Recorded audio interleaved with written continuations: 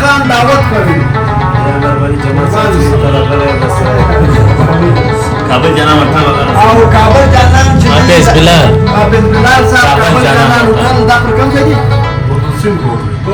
کابل روډ پر کارنر لاندې غوښ راوړي دا غوښ شواده دا لاندې دی دا دی لاندې ماشاءالله ماشاءالله یخ یخ یخ یخ واوري دا لاندې دغه دی پالک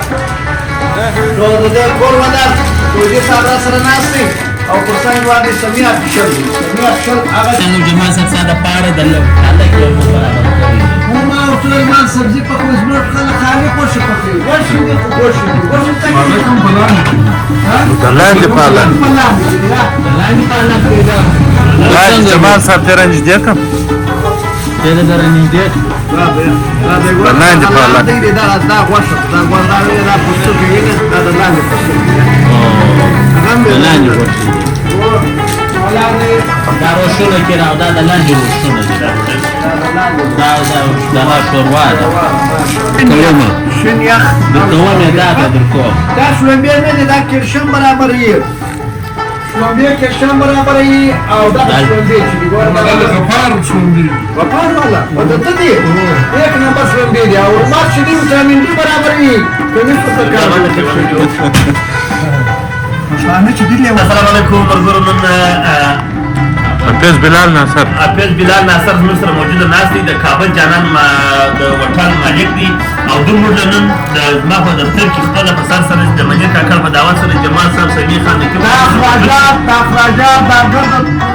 لپاره د نصیحت کړو منیر خان نو دا ورګورو د لاندې شوروا د هر سړی غواړي چې زه دې د لاندې شوروا په دا یخ کې وخورم نو کابل جانان کابات روډ ګردسین روډ د ځانه ورسي سیمر د کابل جانان د لاندې شوروا په وخورو ما ودا خپل یو بوت کې وګورم بلل کړی دی یم بوله ده نو نور دې د خبرې منیر خان ته بیا به جمال صاحب ته وایي دا خپل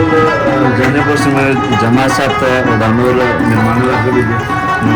دوی یو ځان مننه چې موږ دفتر ته راغلو بس د یخنۍ مېلمستیا دغه مو وکړو نو یو ځان مننه کور ودان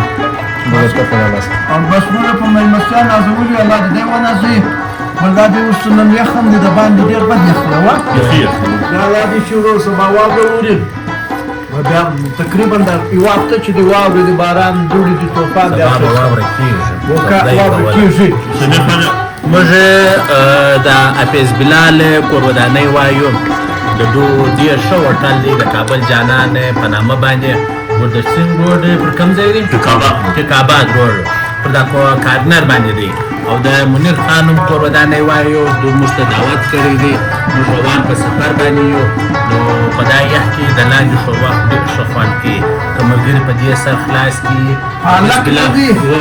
دا پالک ګوره دا چې په دې کې فولاد دی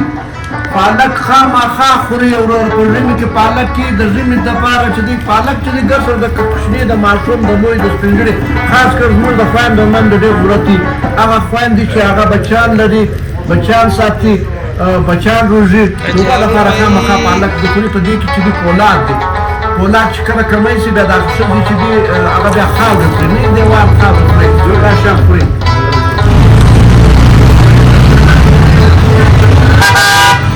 ګورو راغلي نن کابل جانان هوټل ده د دې د لاندې ډېر بهترین ډیشان شته هغه کې د لاندې شوروا ده د لاندې روشونه دي د لاندې چاینکۍ دي د حافظ بلال صاحب هوټل دی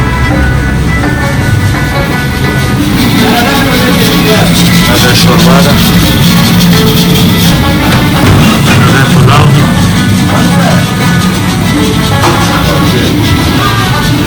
دا روشونه دي ډېر ښایسته روشونه دي